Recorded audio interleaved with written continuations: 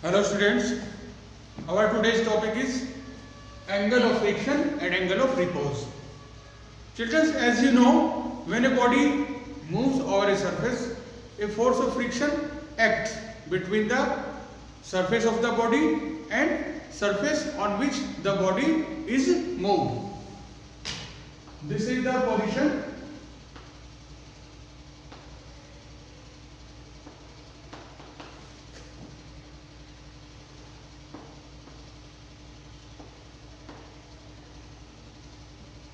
ये एक सरफेस है एक्स वाई, यहां पर इस बॉडी को मूव किया जा रहा है।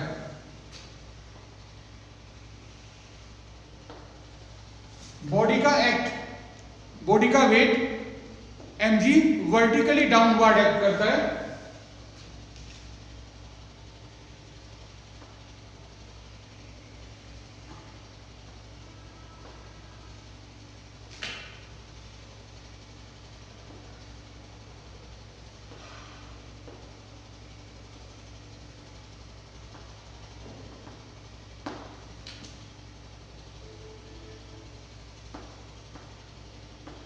यहां पर इस डायग्राम में जो OA रिप्रेजेंट कर रहा है वो मैक्सिमम वैल्यू ऑफ फ्रिक्शन को रिप्रेजेंट कर रहा है, जिसको हमने डिनोट किया है FMS से।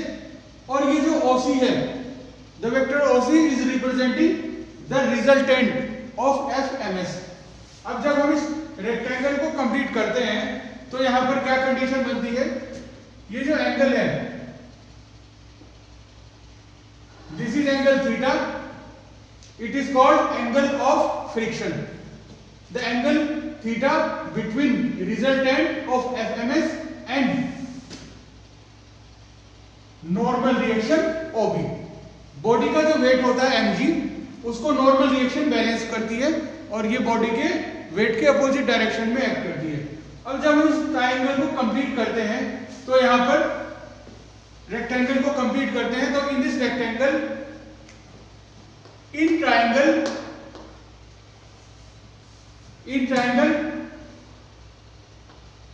COB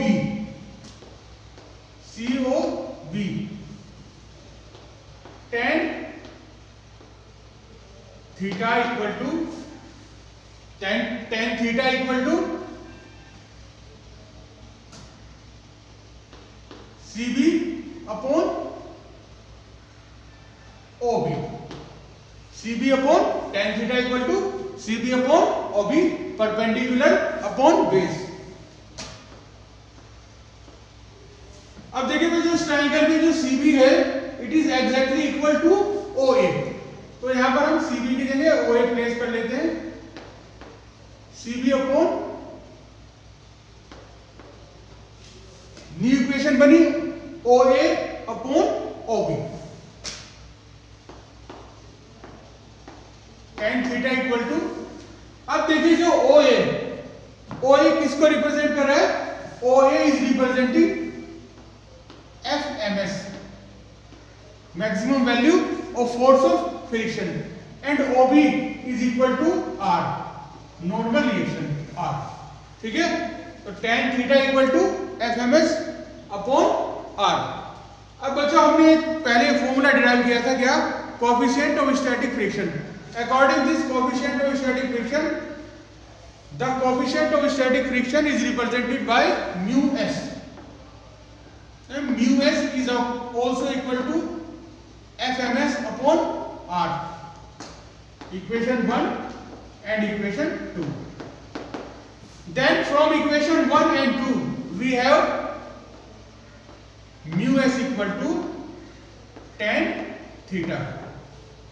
This equation implies that coefficient of static friction is equal to the tangent of angle of friction। ठीक है, अब बच्चों बात करेंगे angle of repose.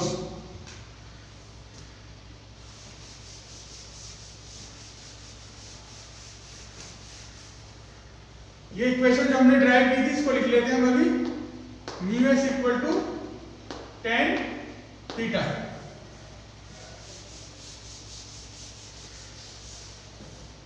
Angle of repose. The angle of repose is an angle between horizontal and a slanting surface. Angle of repose is an angle between horizontal surface and a slanting surface on which a body is begun to slide.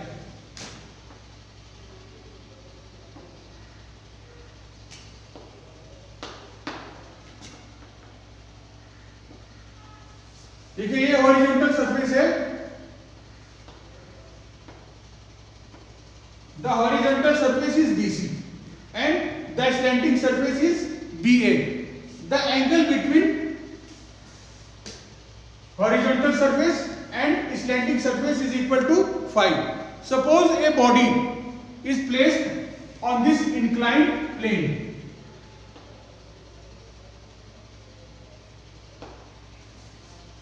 अब इसमें क्या होता है, जब ये हम phi angle की यानी एंगल ऑफ रिपोज की वैल्यू को, जब फाई एंगल को जब हम इंक्रीज करने लगेंगे तो एक कंडीशन ऐसी आएगी जब ये बॉडी इस इंक्लाइन प्लेन पर नीचे की तरफ को स्लाइड करना शुरू कर देगी, उसी एंगल को कहते हैं एंगल ऑफ रिपोज। अब देखिए यहां पर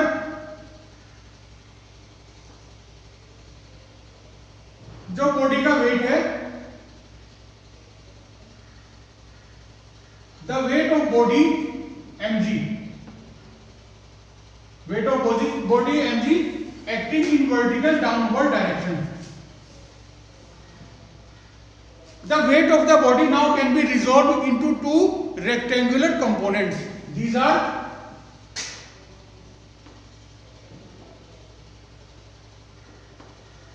mg sin theta and mg cos theta.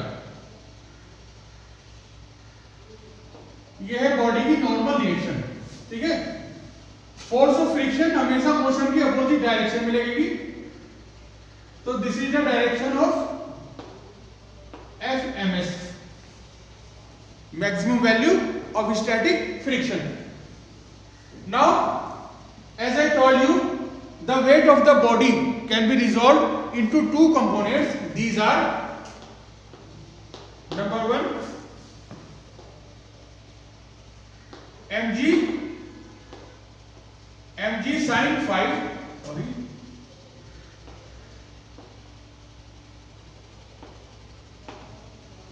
mg sin phi, इसकी डायरेक्शन क्या है, it is along BA, along surface BA, and the second component is mg cos phi, it is perpendicular to surface BA, perpendicular to BA। अब देखिए बच्चों यहां पर क्या condition बनती है, ये जो कंपोनेंट है mg sin थीटा, जब हम इसको एंगल फाई को इंक्रीज करने लगेंगे तो जब ये बॉडी स्लाइड करने लगेगी उस समय ये जो कंपोनेंट है, वेट का कंपोनेंट mg sin फाई, ये बैलेंस करेगा किसको, maximum value of static friction. तो हमारी इक्वेशन बनेगी since mg sin phi balances maximum value of static friction, therefore mg sin phi equal to FMS. This is our first equation.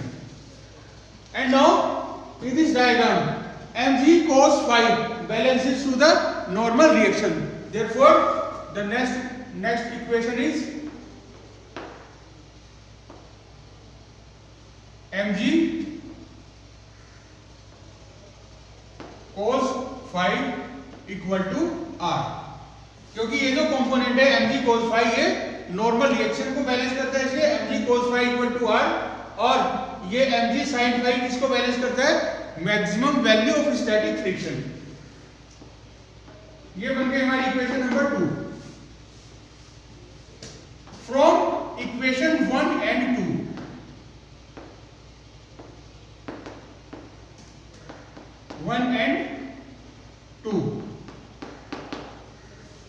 we divide equation 1 from equation 2. Then we have mg sin phi upon mg cos phi equal to sin phi equal to था क्या FMS और cos phi equal to R. The equation is sin theta upon cos theta equal to tan theta. Tan phi equal to FMS upon R. ठीक है, ये equation बन गई हमारी tan phi equal to FMS upon R.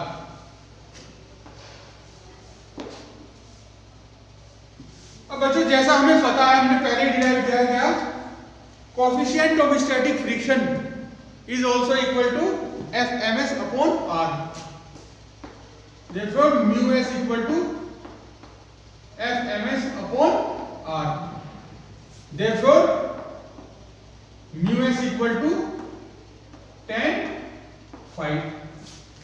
अभी हमने इससे पहले क्या डिराइव किया था, mu s equal to tan theta. ठीक है, since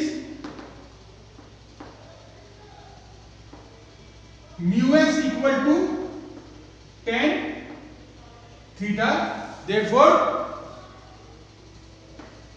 tan phi equal to tan theta and phi equal to theta.